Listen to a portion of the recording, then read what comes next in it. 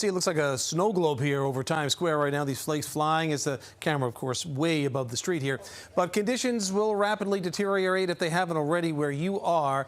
It looks like really we're at the 10 o'clock hour now. I'd say from now through about 6 a.m. is going to be the toughest part of this storm for most of us. That's when the heaviest snow and wind will fall. Occasional blizzard conditions, certainly. We could see visibilities, quarter of a mile, eighth of a mile, maybe even briefly near zero with some blowing snow on the ground. Power outages, we've had some, more on the way, more than likely, and then coastal flooding for our high tide cycle, which will be approaching actually 10 o'clock, the earliest one in portions of Long Island.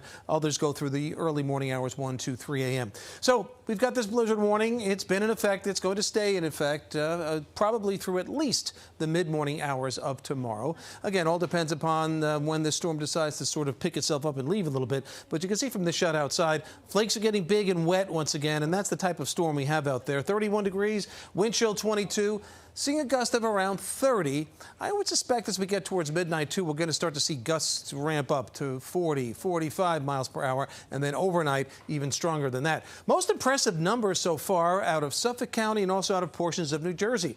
Howell, New Jersey, 9.4, almost in double digits. Lakewood, 8 inches, 7.8 in Colts Neck, 6.1 in Freehold, 4 in Newark, 6.3 in Carlstadt. So, again, depends upon exactly where you've been so far the first half of tonight as to how much snow you have seen out there. But the bottom line is the worst of this storm is going to be the next several hours around here. And we don't anticipate seeing any real relief from the snow and the wind until probably late morning and then midday tomorrow. There's the storm circulation down here to the south. You see the bands of snow continue to push on in. There's still some moisture filling in off over the Atlantic that's going to push in our direction. So again, we're going to have to watch this storm hour by hour. Is it doing exactly what we thought it was going to be doing in terms of intensification at this point?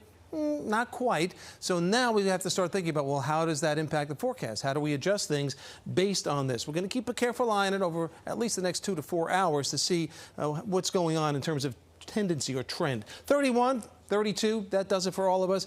There you see the wind gust. I'm good to see a 43 mile per hour wind gust actually, because that's indicating that the pressure is falling. I say good because you're always trying to get the forecast to verify. But in the meantime, bands of heavier snow and then just light or moderate snow indicated by the lighter colors you see out there. But there's more coming in our direction. Again, the hardest hit areas seem to have been portions of Long Island and portions of central New Jersey. Meantime, the storm itself isn't really going to go anywhere anytime soon. So the overall accumulations, we're looking at 12.